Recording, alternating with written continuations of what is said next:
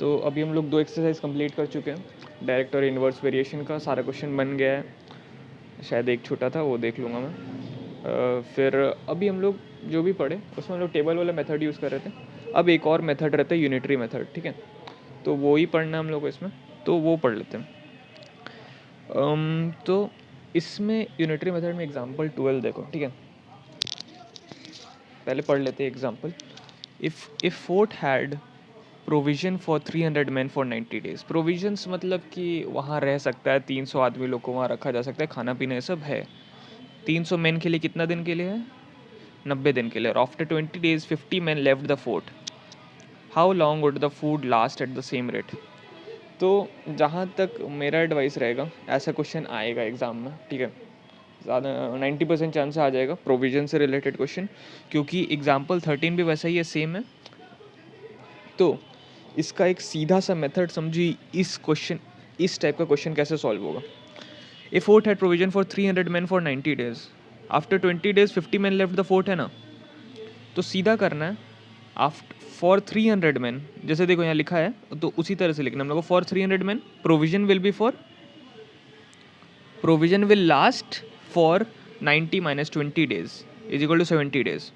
ये 90 days minus 20 days की क्या हुआ, 90 दिन दिया शुरुआत का और उसके बाद 20 हुआ, तो उसमें घटा दिए, तो 90 माइनस 70 डेज तो 300 मैन के लिए 70 दिन का प्रोविज़न हुआ, ठीक है। तो एक मैन के लिए कितना दिन का प्रोविज़न होगा, तो एक मैन के लिए प्रोविज़न होगा तुम्हारा 300 इंटू 70, ठीक है।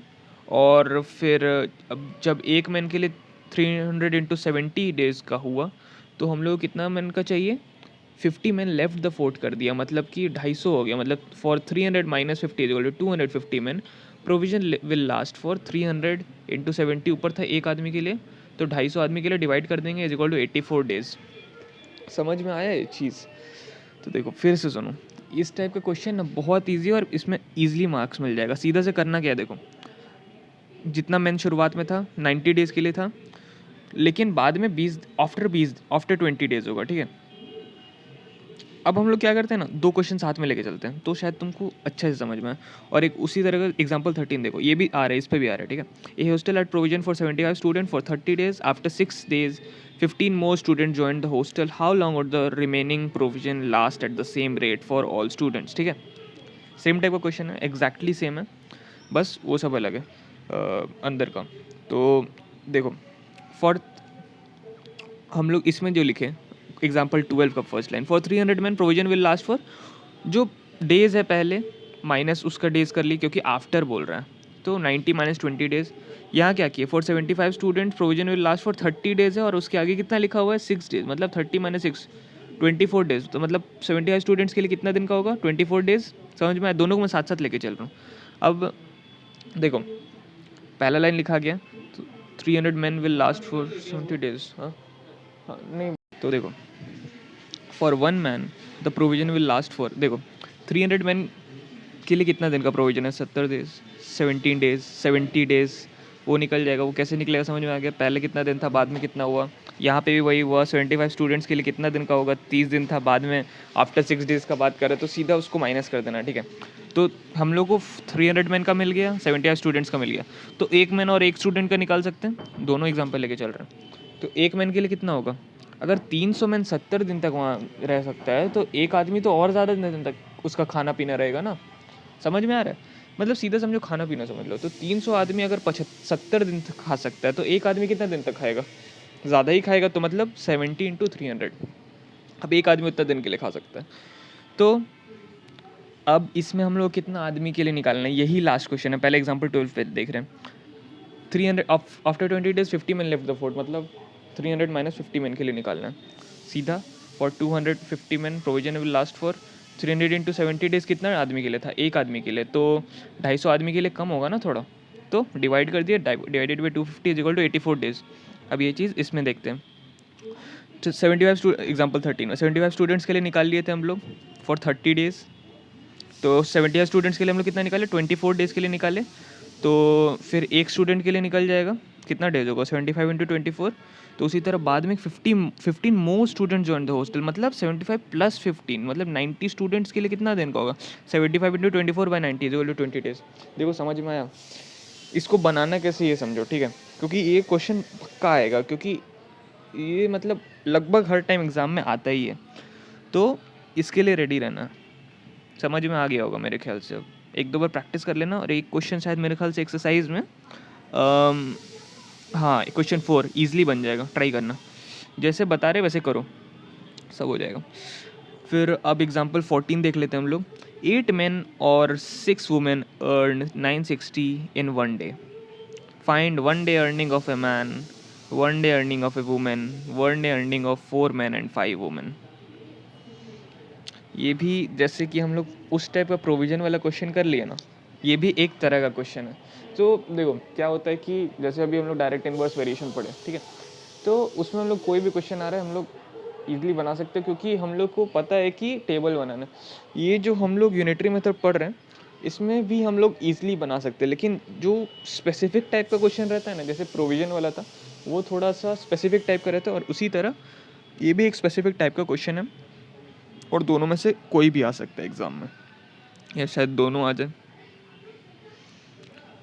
तो 8 men और हम लोग क्वेश्चन पे आते हैं एग्जाम्पल 14 पे। 8 men और 6 women earn 960 in one day. तो since 1 day's earning of 8 men is equal to 960 1 day earning of a man. तो यहाँ देखो पहले ये पढ़ लो, 8 men और 16 women earn 960 in one day, मतलब कि क्या है, 8 आदमी या फिर 6 औरत 960 रुपया अर्न कर रहा है एक दिन में, ठीक है, या है यहाँ पे, ठीक है, और है, एंड नहीं है, मतलब 8 आदमी 960 अर्न कर रहा है एक दिन में, और 6 अलग है वुमेन, वो लोग अर्न कर रही है 960, ठीक है। तो 8 मैन कर रहे हैं, अब हम लोग को 1 day earning of a man निकालने, ईजिली निकल सकता है ना। 8 मैन कितना अर्न कर रहा है एक दिन में 960, तो एक आदमी कितना अर्न करेगा, कम अर्न करेगा, तो 960 डिवाइडेड बाई 8 कर लिए। Find 1 day earning of A women, निकल सकता है, कैसे निकलेगा, 960 डिवाइडेड बाई 6, अरे 6 वुमेन 960 कर रही है 1 डे में, तो एक दिन में कितना होगा 960 डिवाइडेड बाई 6, और क्या वो 1 day earning of 4 men and 5 women, कैसे निकलेगा। हम लोग 1 day earning of a man निकाल चुके हैं, 1 day earning of A women निकाल चुके हैं, तो 1 day earning of a man निकाल दिए, ठीक है, तो 1 डे अर्निंग ऑफ 4 मैन निकाल लेते हैं,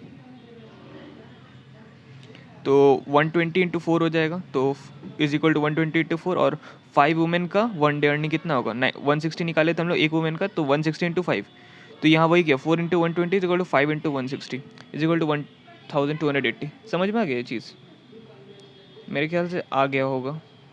हम लोग कुछ नहीं किया, 1 डे अर्निंग निकालिए, 1 डे अर्निंग हम लोग एक आदमी का निकाले, हम लोग 4 आदमी का निकालने वाले, 10 आदमी का निकाले, 20 आदमी का निकालने वाले, हम लोग कितना कोई निकाल सकते हैं, बस मल्टीप्लाई करना है। जी समझ में आया?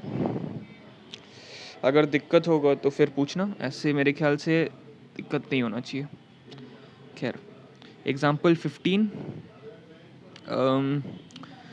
2 men और 3 women हाँ can do a piece of work in 45 days. Find in how many days 6 men and 1 woman will able to do the same work. तो इस तरह के क्वेश्चन में हम लोग क्या करते हैं कि जब इस तरह का है 2 men और 3 women can do a piece of work in 45 days, मतलब कि इस तरह का क्वेश्चन समझ में आ रहा है, मतलब 2 men 3 women है, मतलब दो अलग अलग आदमी औरत जो भी अलग अलग हो रहा है, तो 45 डेज में हो रहा है। तो इसके मुताबिक क्या है, 2 आदमी 3 औरत के बराबर है, ठीक है, इस एग्जाम्पल के अनुसार, ठीक है। तो 2 आदमी 3 औरत के बराबर है, तो एक आदमी कितना औरत के बराबर हुआ 3/2। और यहाँ पे क्या बोल रहे हैं, find in how many days 6 men and 1 woman will able to do the work।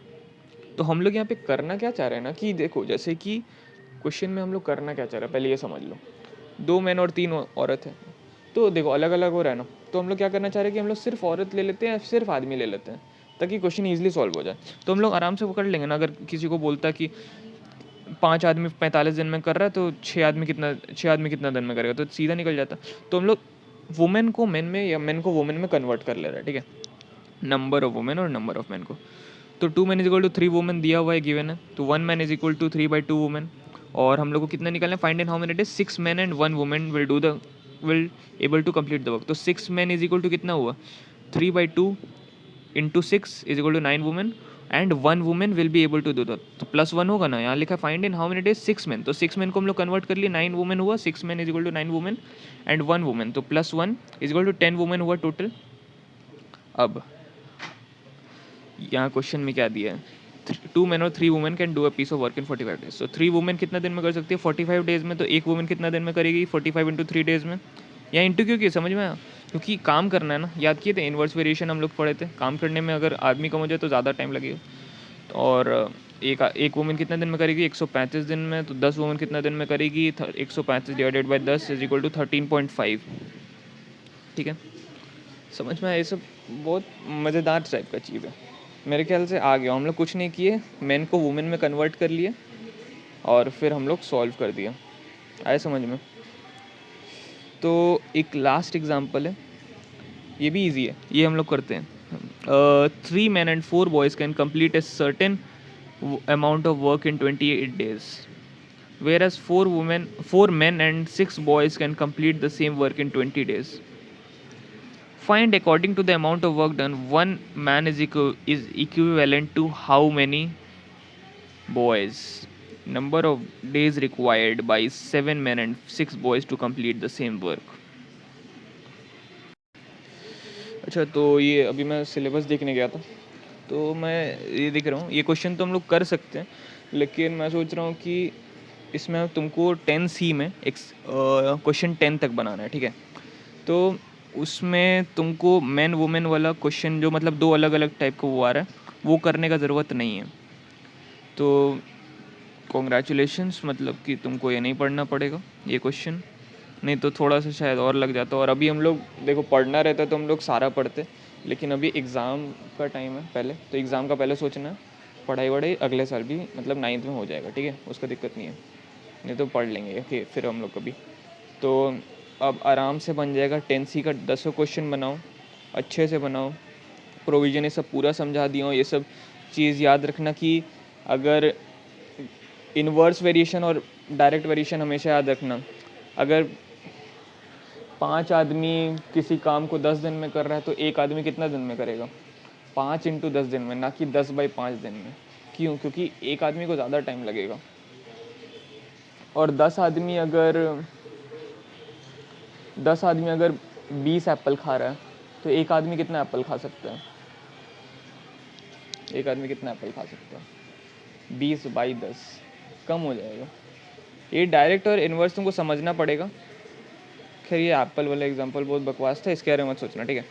हम लोग जो पढ़े हैं उस पर ध्यान रखो और सारे एग्जांपल्स अच्छे से बनाओ, एग्जांपल्स देख लो और एक्सरसाइज जल्दी बनाओ। और बाकी यहाँ पे अब कुछ खास बच नहीं रहा है, मोर एग्जांपल्स है कुछ, वो मैं नेक्स्ट वीडियो में देखता हूँ, ठीक है। चलो।